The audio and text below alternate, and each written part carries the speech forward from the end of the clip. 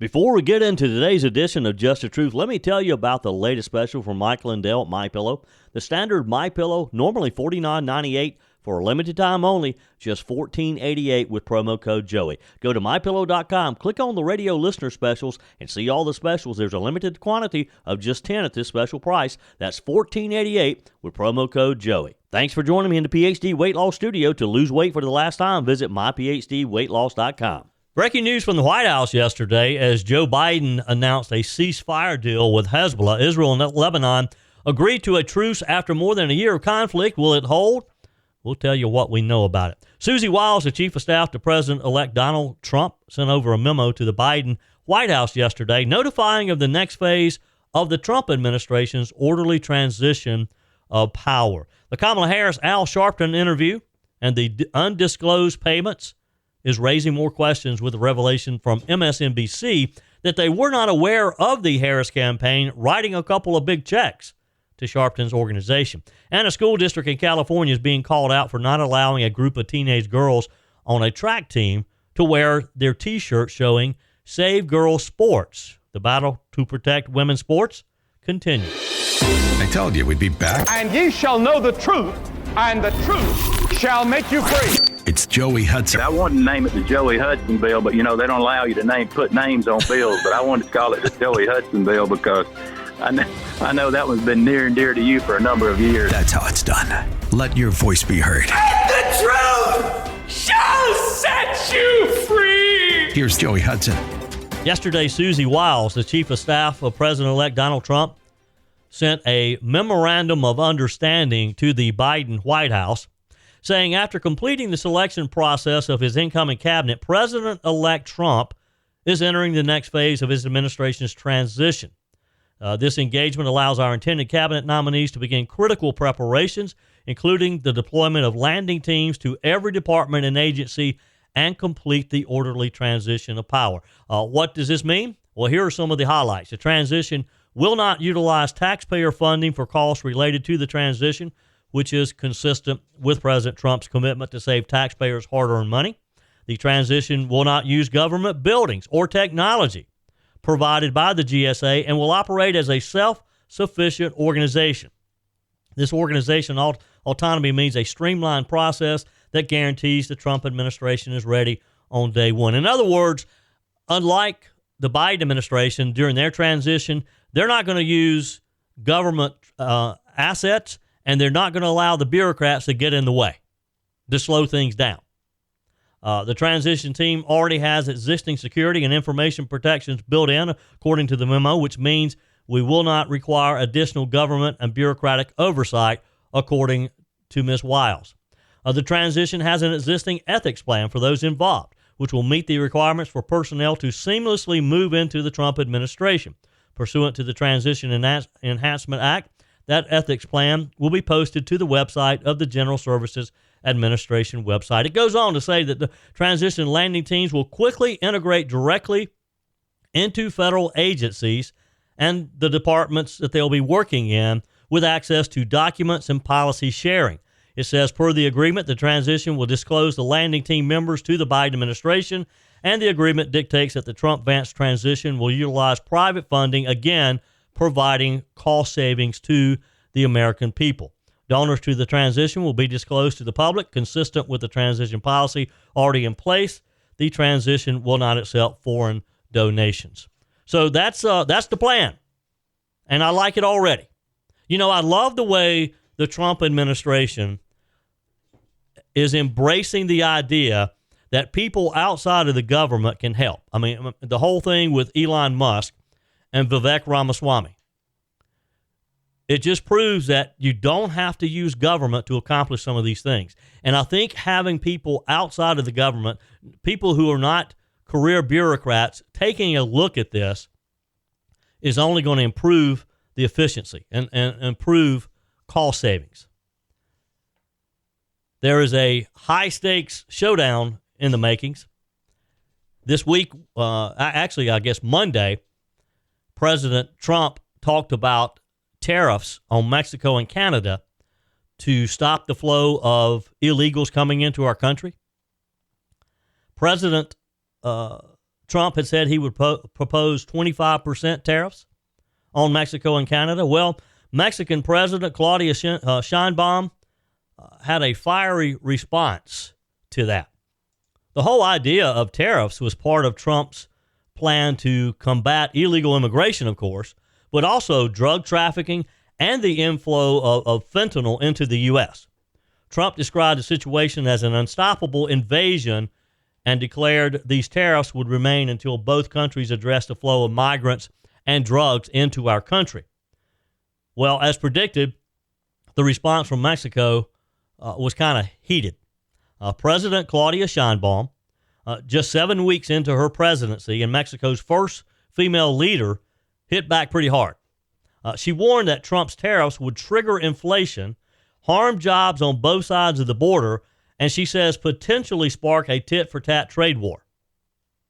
Sheinbaum made her position clear in a letter she read aloud at a press conference. She said, one tariff will follow another and so on until we put our common business at risk, she said, emphasizing the devastating impact on the deeply integrated North American economy. So let's break this down. Sheinbaum highlighted a key point: Mexico's automobile industry. The sector accounts for about 35% of Mexico's manufacturing exports, with 79% of those vehicles heading straight to, guess where? Us, the U.S. Mexico represents nearly a quarter of all North American vehicle production. She specifically called out U.S. car makers like General Motors and Ford, questioning who would suffer most if tariffs disrupted the supply chain. And this is why these companies who have quickly moved to Mexico over the past few years, particularly during the Biden administration, this is why this is going to hurt. As much as I want to stop the immigration and the flow of drugs, and as much as I want to see our border closed, tariffs could be tricky. And we can't afford higher prices on anything. It's a fair question as to whether or not tariffs will be effective. I like the idea, and I love the idea that Trump is saying, all right, here's what I'm going to do. It's going to cost you. But how much is it going to cost us? That's what we have to just pause and think about. U.S. automakers rely heavily on Mexican factories, unfortunately, and I hate that, for cost-effective manufacturing. So a 25% tariff would mean higher costs for them, and guess who pays the price? You and I do, if we're buying cars. Rising prices on cars, trucks, and other goods. I'm not saying don't do it. I'm not saying that it won't work. I'm just saying we got to be careful, because we cannot afford more inflation. We cannot afford prices going up on manufactured goods. In a post on Truth Social, President Trump doubled down, saying that the tariffs are necessary until Mexico and Canada, quote, easily solve the issues of illegal immigration and drugs. Now, he's right there.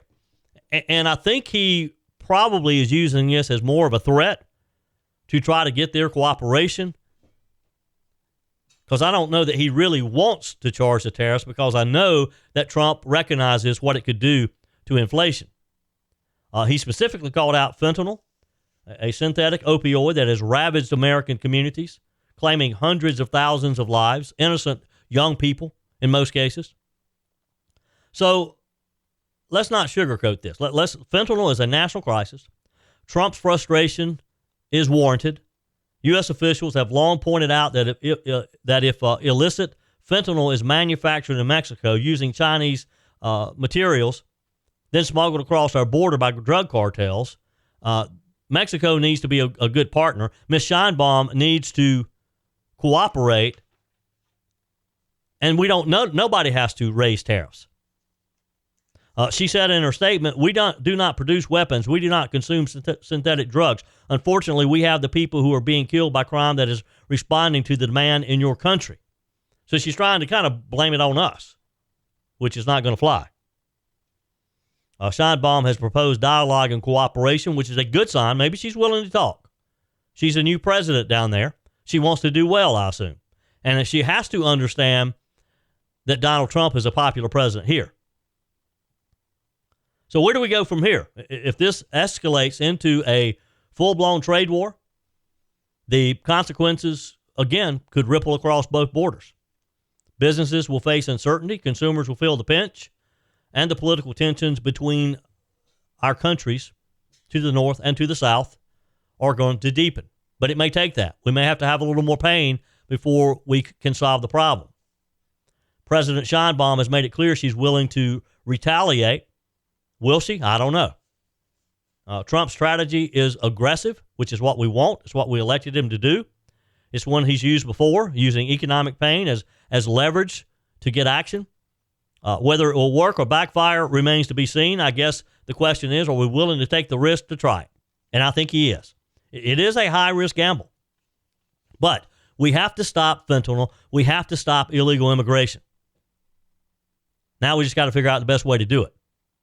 And the fact is, the U.S. and Mexico and Canada, we all need each other, economically and politically. So we got to figure out how that works. We got to figure out what that looks like. And the real solution lies in cooperation and dialogue between all of us. Whether or not they're willing to do it or not, I don't know. That's yet to be seen. Your comments are welcome on the Firmin Ford text line, 864-477-JOEY. That's 864-477-5639. Emails always welcome, joey@joeyhudson.com. PhD Weight Loss wants you to know, yes, you can.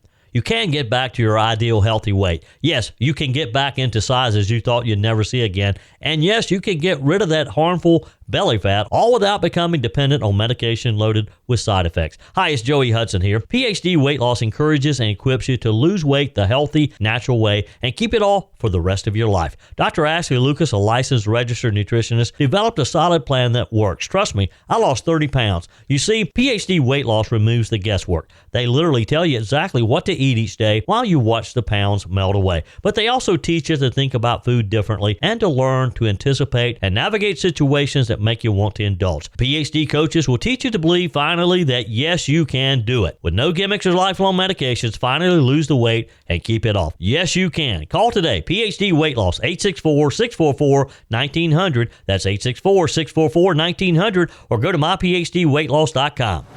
Breaking news: as after more than 2 decades on the run, Daniel Andreas Santiago, one of the FBI's most wanted terrorists, has been captured in Wales. He's 46 years old, from Berkeley, California, was wanted for 2 animal rights related bombings in the early 2000s that terrorized the San Francisco Bay Area.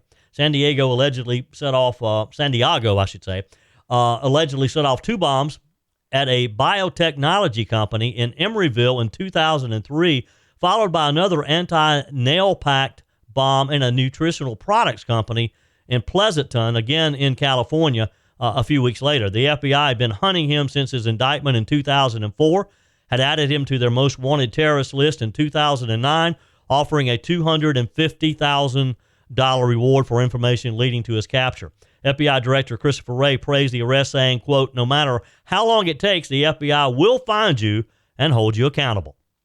Wray emphasized that turning to violence is never the way to express your views, even in passionate debates like those surrounding animal rights.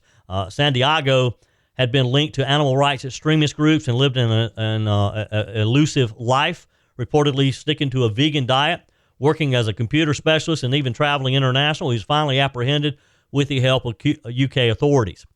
This arrest is a reminder that I guess the FBI does occasionally get it right. The FBI was touting their reach and their resolve in pursuing dangerous fugitives. Santiago faces serious charges, including maliciously damaging property with explosives and possessing a destructive device in relation to a crime of violence. I guess that's one time that the bad guy did not get away, and the FBI did its job. Today we're gonna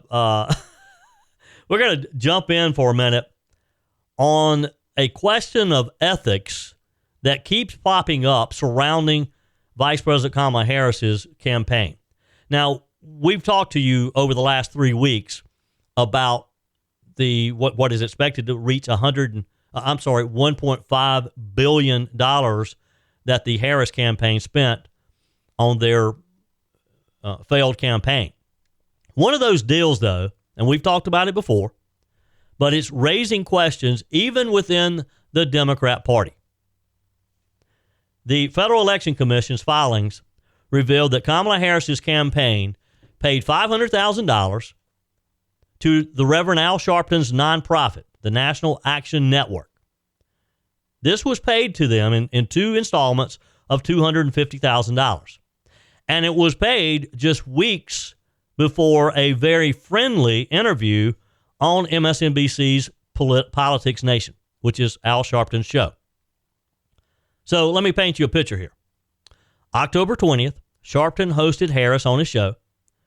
It was a soft, glowing interview, as we expected. It was her 60th birthday. And instead of asking hard-hitting questions about policy accountability or her campaign's recent failures, Sharpton lobbed questions like, what do you want history to say about you?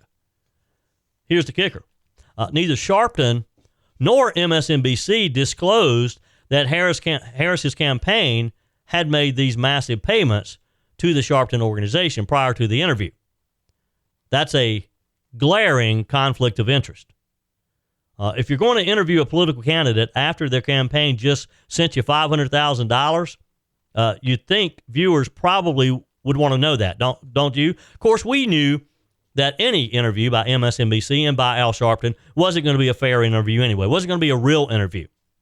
But still, even some people who may have watched MSNBC, some of those hundreds of thousands of people who have not gone back to MSNBC since the election, they probably wanted to know. Now, MSNBC claims they were unaware of the payments. So let's think about that for a minute. The network that bills itself as a trusted source of news was clueless that one of their own hosts had accepted a massive sum of money from a political campaign. And yes, to me, $500,000 is a massive sum of money. Either way, they're not telling us the full story, are they? Or they have a serious oversight problem. Neither one of those is a good look on MSNBC or any news network. And let's not forget, it's not just about Sharpton. The Harris campaign also gave $350,000 to New Vision Media, which is a company run by progressive journalist Roland Martin, ahead of another cozy little interview. And then there was the Oprah Winfrey's Harpo Productions $2.5 million check from the campaign. It's not hard to not see the pattern here, right? Harris's campaign was essentially buying favorable media, was giving it to her friends, these cozy little deals, or at least that's how it looks. I think we know that was the case, right? And the media outlets and the personalities involved, they didn't bother to disclose any of these financial ties to their audiences. So this is a slap in the face to journalistic ethics. But we know that MSNBC doesn't care about that. We know that Al Sharpton particularly doesn't care anything about ethics. Think about all the times that the Reverend whatever Sharpton has had ethics questions. It rolls off his back. He keeps on moving.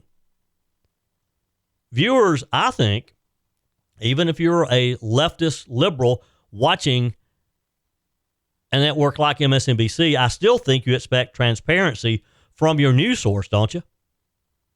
I don't expect to get an answer from that because I'm not sure I have any liberal leftists listening to me. If you have a friend who's a liberal leftist and maybe you're having Thanksgiving dinner with them in the next few days, ask them the question for me, okay? Just tell them you're asking for a friend and email me, joey@joeyhudson.com.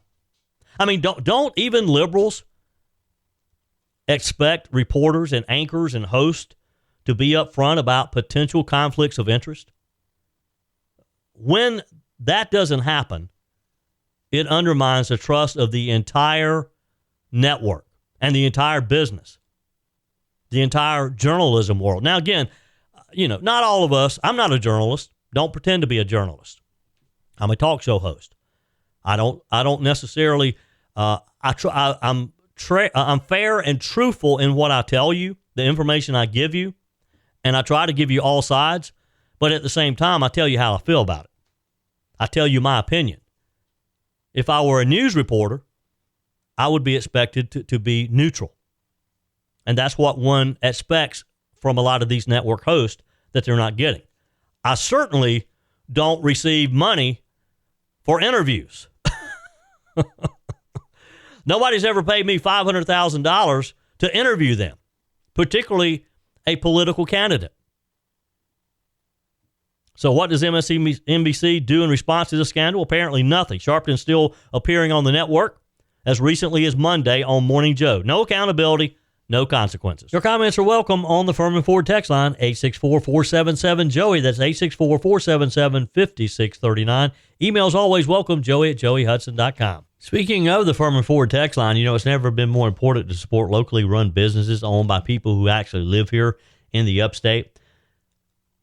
Let me take a minute to talk with you about our friends at Firmin Ford. If you're looking for a new vehicle, maybe a great pre-owned vehicle, one you can trust, or maybe you're looking to order that special vehicle. Either way, if you want a new one, a brand new one, or a pre-owned that you can trust, the folks at Firmin Ford, they're there to help you. Their name is on the sign because their name is on the line, because every single transaction is important to them. Jim Firmin, Matthew Firmin. They do business the right way. When you stop by, when you give them a call, or maybe when you just send them a quick email, you're always going to have access to a member of the Firmin Ford family. And by the way, they also offer great service, and you're not going to have to wait weeks and weeks to get it done. And you do not have had to purchase your vehicle at Firmin Ford. Doesn't even have to be a Ford. They service all makes and models. Visit my friends at Firmin Ford online at firminford.com, firminford.com. All right, one more thing before I get off of Kamala Harris's campaign. And I know you're probably getting tired of hearing it, but it just as this stuff unfolds, it just never ceases to amaze me. So Jen O'Malley Dillon was the chairman of Kamala Harris's failed campaign. She's firing back at criticism from people probably like me over Harris's media strategy during the abysmal election, calling it completely BS. This was on an interview on Pod Save America, a very popular, more liberal-leaning podcast. Here's what she's upset about. She defended Harris's approach, claiming that the narrative that the campaign avoided interviews early on was false. Now, remember, I just got through talking to you about how they paid Al Sharpton $500,000 or made a donation. Let me clarify that. They made a donation of $500,000 to Al Sharpton's nonprofit. And then a couple weeks later, he interviewed her on his MSNBC show. Okay? Let me clarify that. You do with that what you think. So, Ms. Dillon is defending Harris's approach. Remember how, there was literally a countdown on the Fox News website of how many days there had been in the Harris campaign without a press conference. And we know she did very few interviews as well. I mean, she went almost, I think it was 35 to 40 days before she even had an interview. And her first interview, she took goofy Tim Walz along with her. So her campaign now is saying, well, that wasn't fair. You're unfairly being critical. She argued that Harris was doing plenty of outreach, but in a way that fit the campaign's strategy. Well, I know what the campaign strategy was. Don't do hard campaign interviews. Don't go to Fox News and some of the reporters and journalists who are going to ask you real questions. That was their strategy. She argued that the outreach was in a way that fit their campaign strategy on becoming the nominee and rolling out Minnesota Governor Tim Walz as her running mate. Again, Harris did not sit for her first major interview until August 29th. Oh, here it is, 39 days after Joe Biden endorsed her as his replacement on the ticket. 39 days before she had an interview. But yet, her campaign chairman is arguing that that was unfair, that the narrative that she didn't want to have interviews was unfair. Dillon and other campaign insiders, including David Plouffe, Stephanie Cutter, admitted that the media narrative created another hurdle for the campaign to overcome. Cutter went so far as to label some of the interview questions Harris faced as dumb and processy, arguing that they didn't resonate with voters. Now, listen to this next part of this, though. The campaign, of course, faced scrutiny over a potential interview with Joe Rogan, which would have been a real interview, which fell through after Harris's team reportedly pushed to avoid discussing marijuana legalization. She wanted to tell Joe Rogan what kind of questions he could ask. That was an issue with Rogan because he frequently highlights that. In hindsight, Harris's media strategy became a focal point of criticism after her decisive loss. Even some in her own party have been critical because of appearances on like The View, where Harris said that she wouldn't have done anything differently from President Biden during his term.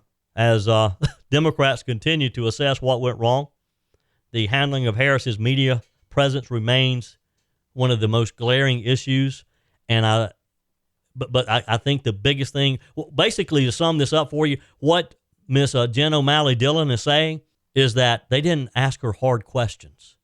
Well, she refused to go on the Joe Rogan podcast because of some of the questions he was going to ask her.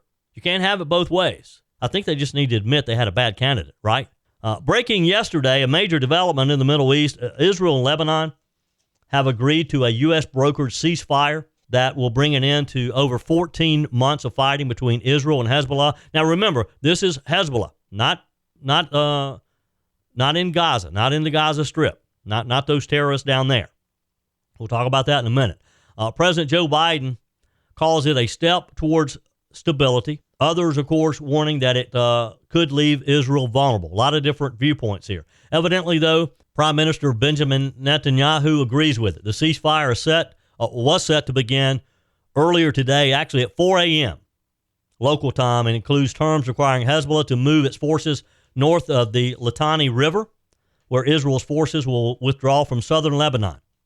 The Lebanese military will deploy to the border region within 60 days, and a 5-country committee, chaired by the U.S., will monitor compliance. UN observers will also remain in the area.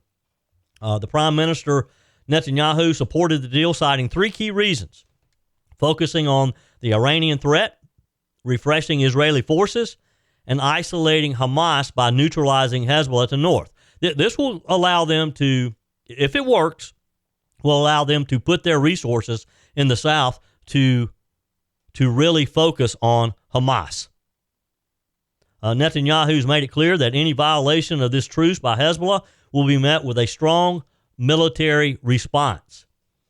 Hezbollah has fired thousands of rockets into Israel over the past year, displacing more than 68,000 Israelis along the northern border, while they're having to fight back in the southern border as well. Now keep in mind, geographically, Israel is not that big of a country. You can drive from one end of Israel to the other in a matter of hours.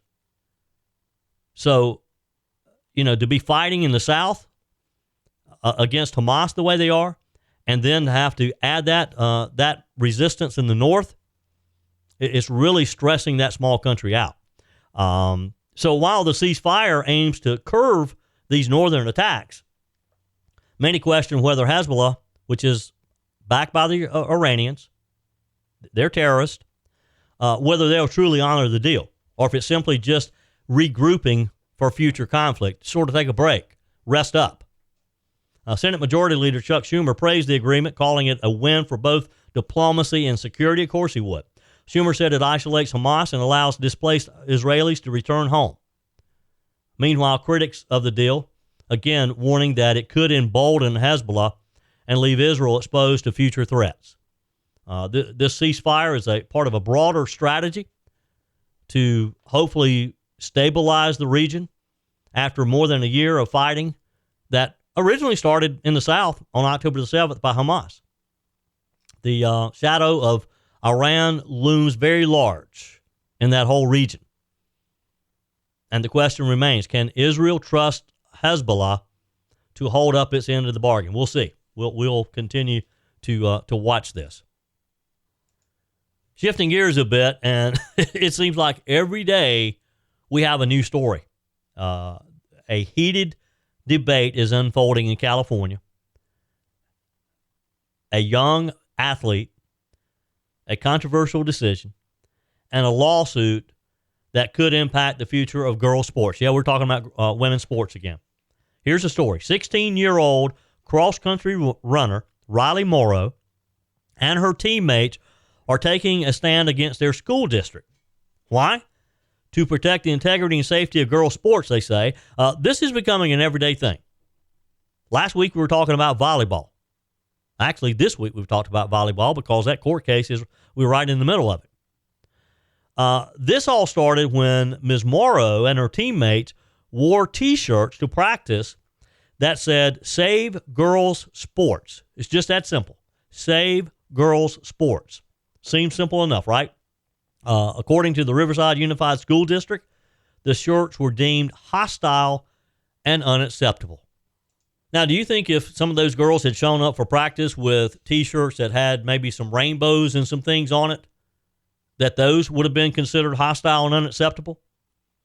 The team was told to cover them up or to take them off. Officials claiming the message created a hostile environment. So think about this. These girls weren't promoting hate. There wasn't profanity involved.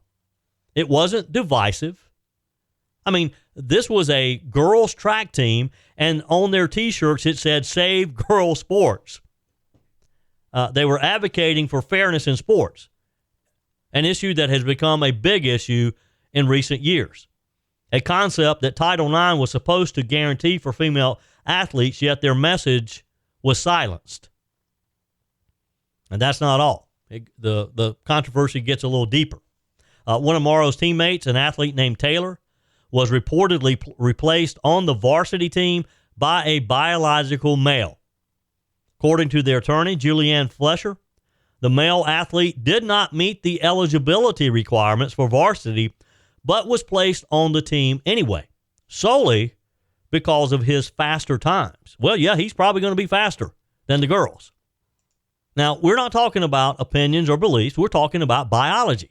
Male athletes, on average, have genetic and physical advantages. We've talked about this until I'm blue in the face. So, yes, he was faster. And to point this out, that it's just science, that's not being mean. It's not being a bigot. It's not being a racist. It's just a fact.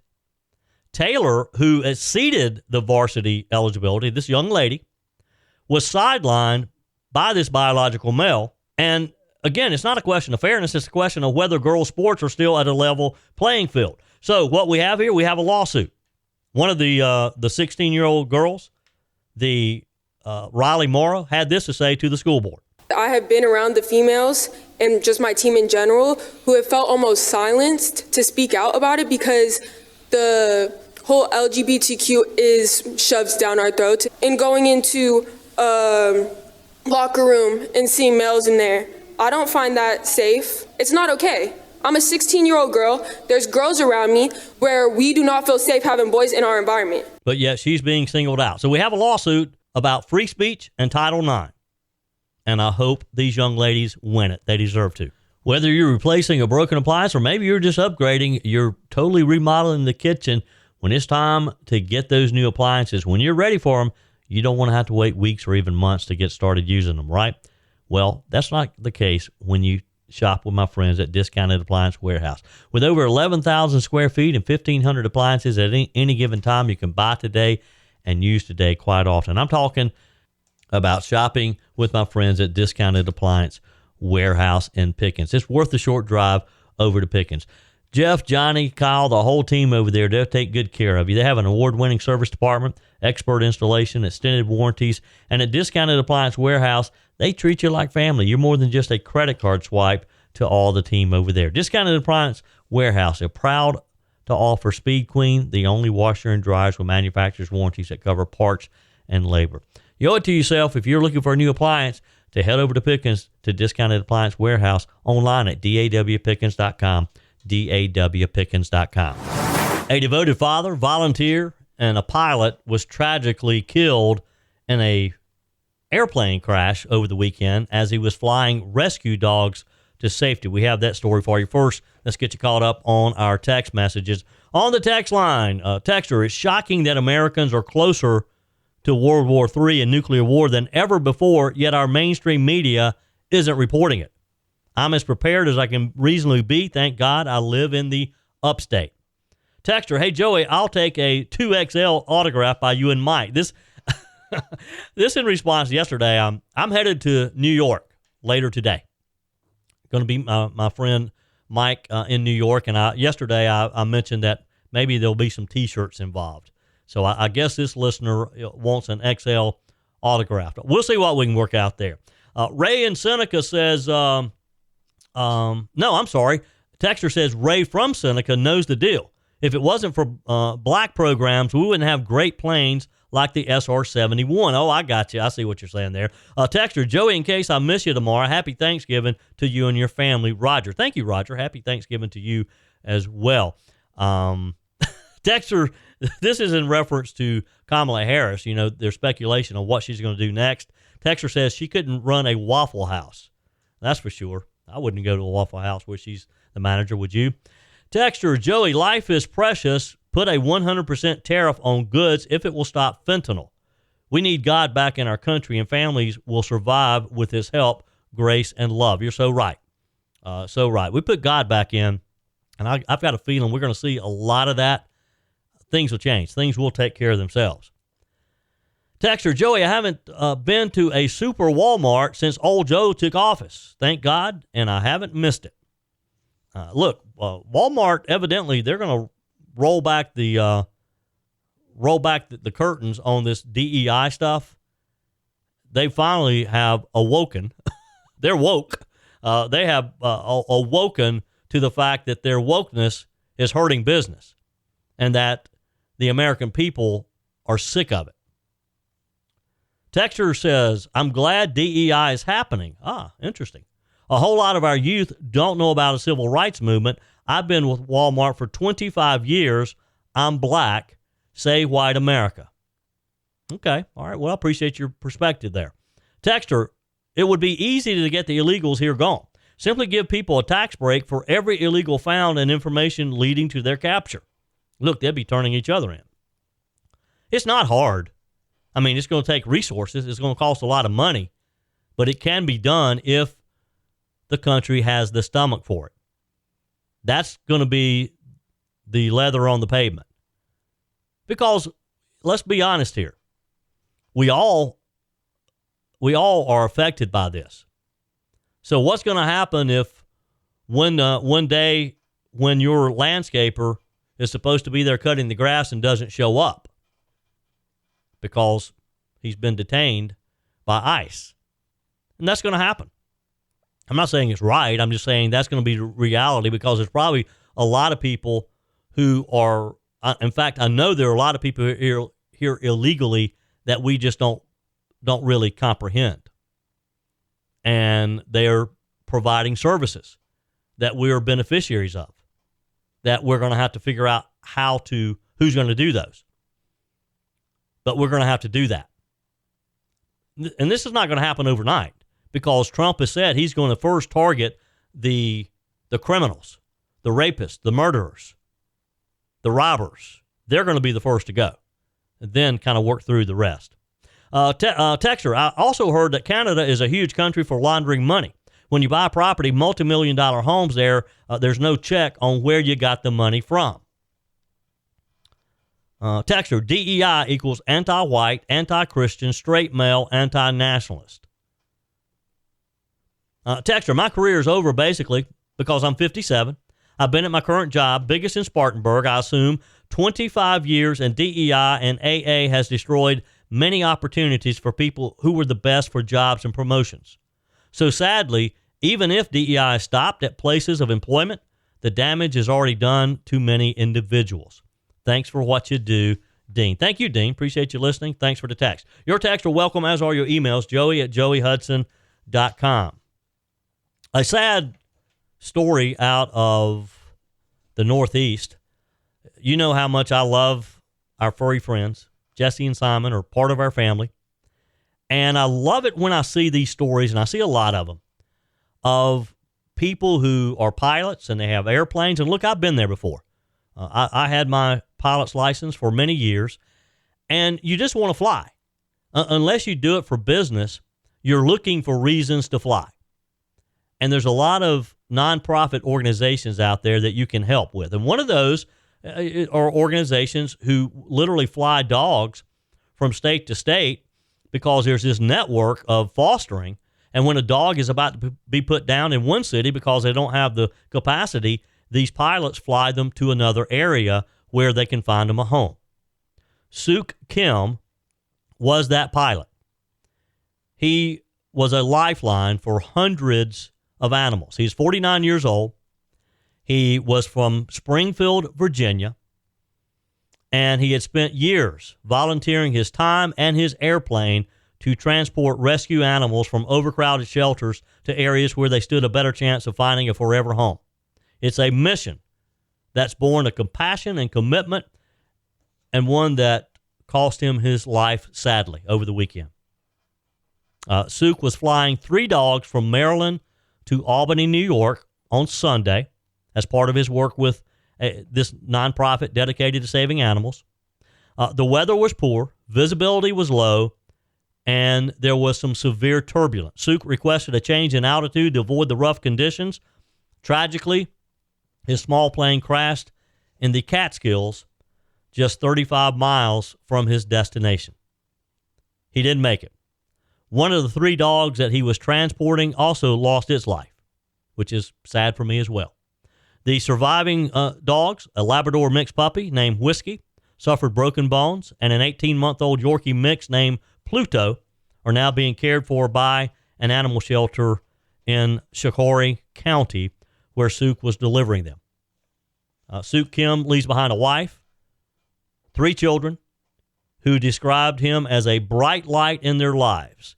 His 16-year-old daughter, Leah, said that he died doing what he loved, which was saving animals. What a tribute from a 16-year-old for her dad. And that's the heart of the story. Mr. Suk's life was one of selflessness, of service. He was originally from South Korea. He came to the United States with nothing but a dream. And we talk about immigration a lot. This man did it the right way. Through hard work, perseverance, he built a life filled with meaning and generosity, a life dedicated to helping others and helping people and their animals. And people in the area say that his impact was far-reaching. Over the years, Suk saved hundreds of animals from being euthanized. Maggie Pryor, director of the animal shelter of Shakori County, said, quote, he helped to save the lives of hundreds of animals who would have otherwise been euthanized due to the overcrowding at animal shelters. One of Suk's fellow rescuers, Cathay West, shared her memories of him. Just last month, he flew a mother dog and her 5 puppies from Tennessee to Maryland, saving them from death. She said he was so involved in trying to get the word out to other volunteers and pilots, he wanted people to know that saving these dogs is a good thing so they don't die in shelters. Suk's generosity did not stop with the animals. During the hurricane release in North Carolina, he used his plane to transport supplies to areas ravaged by the storm. His Facebook page is a testament to his commitment to helping others, no matter the circumstances. This is what America is all about. This man immigrated here legally and is leaving a lasting mark. That's it for today's show. Tara's up next, followed by Mike Gallagher, Bill Frady, Charlie James. Mark Levin wraps things up. We're back tomorrow morning at 5 a.m. for your first cup of coffee in Sunrise, Carolina, for our Thanksgiving edition of Sunrise, Carolina. Until then, remember, folks, God's got this. He's still in control. That's it for today's edition of Just the Truth. Thanks for joining me in the PhD Weight Loss Studios. To lose weight for the last time, visit myphdweightloss.com. If you haven't joined my mailing list yet, visit my website, joeyhudson.com. Click on the Connect with Joey button so that you can receive our emails and the most up-to-date news. Also, join me on my YouTube channel. Be sure and like, comment, and subscribe. Just search for Joey Hudson. As always, thanks for spending a few minutes of your day with me. Do me a favor and forward this episode to a few friends. Just click on the share button and send to your contacts. We need to build an army of conservatives to win our country back, and we can do that by continuing to share the truth with our friends and family. Keep those comments coming via the Firmin Ford text line 864-477-JOEY. Email to joey@joeyhudson.com, and I love your messages on the MyPillow message line. Again, that's 864-477-JOEY, 864-477-5639. Be sure and take advantage of the MyPillow special, just $14.88 on the standard MyPillows when you use promo code Joey. Order online at mypillow.com or call 800-893-4053. We're back again tomorrow and hope you'll plan to join us. Until then, remember, God's got this. He's still in control.